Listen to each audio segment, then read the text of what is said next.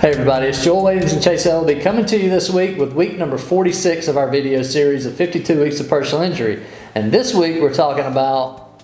Don't sign that. Things not to sign after you've injured yourself or been in a wreck or anything like that. So what's number one, Chase? So this list is in no particular order, but we're just going to kind of talk about things we generally see to folks who don't have representation and they get in a car wreck. Okay. So most of the time when it happens, you get in the car wreck, they'll have the police report, the insurance company is going to have the police report, so they're going to know who is injured.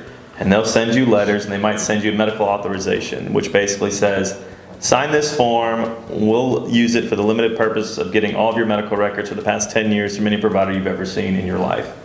Don't sign it. Yep. They're not entitled to all that. That's exactly so right. So you don't have to give it to them. Yeah, don't sign it. You might think that you have to do it, you need to help the insurance company out, but you're not obligated to sign anything from the at-fault insurance company. Certainly not a blanket release to all your medical information. Another thing that they'll send sort of in that initial packet is a questionnaire. I don't see that often anymore, but they used to send a questionnaire saying, write down everything that happened, write down everything that hurts, write down everywhere you treated, write down all the money you've spent. You're not obligated to do any of that at all, especially with the at-fault insurance company. So yeah, don't sign the medical authorization form. Yeah. They're not going to pay you more just because you cooperate. That's right. The next thing to avoid signing, obviously, is a release. A release will waive your claim. So sometimes they'll say, look, we'll send you $2,000, and then we'll pay any medical bills you get after that. Just sign this. That's exactly. Almost always a bad idea. Yeah. So if you see something that says release, general release, limited liability release, release of all claims, anything with an R word in it, then call an attorney immediately. Yeah, absolutely. And the next thing but in conjunction with that is the check, right? Yeah. I've seen insurance companies just send checks a couple days after a wreck. Here's a check. The letter might say something like, this is a check for you. It's your money. And if you have additional medical bills, up to $10,000, we may pay those as well. Just don't sign any check at all for any bodily injury claim without speaking to a lawyer. Because once you sign that check and you deposit it, you're done. Same with the release. I've had plenty of times where a potential client has called me and said, hey, I got this money, I signed this paperwork, but I'm still going to the doctor, I still have these medical bills. How do I go after the insurance company? And as soon as they tell me they signed something and they got money, I'm thinking, uh-oh, you probably can't, but send it over, let me take a look. And sure enough, 99.99% of the time, they've already signed off on accepting a certain amount of money and the claim's completely done. Yeah. So you've got to be very careful about that. I've got 2 instances that come directly to mind that you dealt with in the past year where that happened. Yeah. And the person who signed it had no clue what they were signing. Yeah, that and we're talking about what not to sign, but just real quick, even when you speak to the insurance company, agreeing to anything over the phone can also bind you without you even knowing it. So just be very careful with that as well. So. Yeah.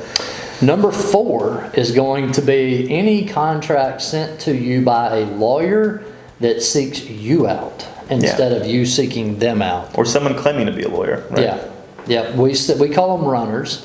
They're lots of times, the past 3 cases where someone has reached out to me where they went to the emergency room, runners or a lawyer or that lawyer's representative reached out to the person while they were still in the hospital and tried to get them to hire them.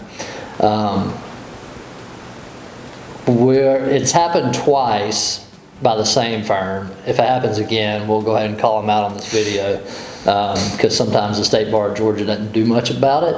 They need to do a better job of that. But either way, if a lawyer or a chiropractor or anyone seeks you out and asks you to let them represent you for a car wreck, think about why they're doing that.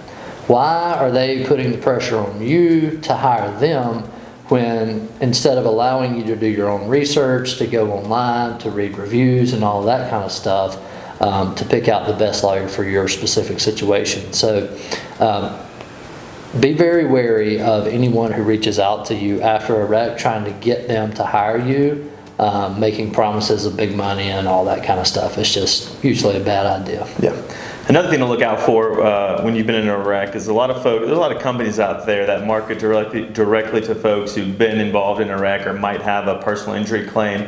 to let them borrow money against that claim. They're called, litigation loans or funding, litigation funding, things like that. Be very careful about signing those, and honestly, be very careful about even considering getting one of those unless it's absolutely necessary. They're risky loans for the lendors, right? The people lending the money, I think that's correct. Also the lendees as well, but because they're risky and because they're not certain, the interest rates are extremely high and they're very costly because the people lending the money might not get paid at all. But just be very careful and very, weary about getting that if you absolutely need to. And if you do need one or need to get one of those loans, read the fine print, because a lot of them try to hide added fees, interest compounds, and the next thing you know, you borrow $1,500 and then you have to pay back, 10 grand a year later. So be very careful about signing anything when it comes to funding. Yep. And if you are in a situation where you're considering a litigation loan, if you want to learn more about that and the benefits or risk associated with it, you can check out this video here where we go into a more in-depth discussion about litigation loans, the good, the bad, and the ugly. I would say the other thing to be careful about signing is anything from a lawyer's office when you've not been able to speak to the lawyer who supposedly represents you. It's unbelievable to me how some firms, you have to go through a receptionist, to a legal assistant, to a paralegal, to a case manager, and probably 2 or 3 other people just to be able to speak with your lawyer. If you haven't spoken to your lawyer, there's probably a problem there, right?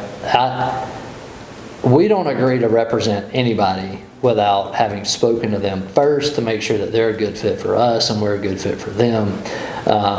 So make sure that if you're being asked to sign things, that they're being explained to you by your lawyer, you're able to speak with your lawyer, and have meetings with your lawyer if you want. Yeah, ask questions, right? It kind of goes back to what we were talking about earlier with, the runner situation where people get approached and say, oh, you sign here, sign there, ask questions. If anyone's putting anything, it's kind of common sense, I guess, at the end of the day, but if anything's putting something in front of you where you have to sign or you're attesting or agreeing to something, know what you're agreeing to. Ask questions. If you can't ask the lawyer, get them on the phone or shoot an email or whatever it might be about a specific thing you're asked to sign, that should raise a red flag for something for you to consider. So I think last but not least, one more thing to sort of touch on. I know we'll touch on this coming up soon.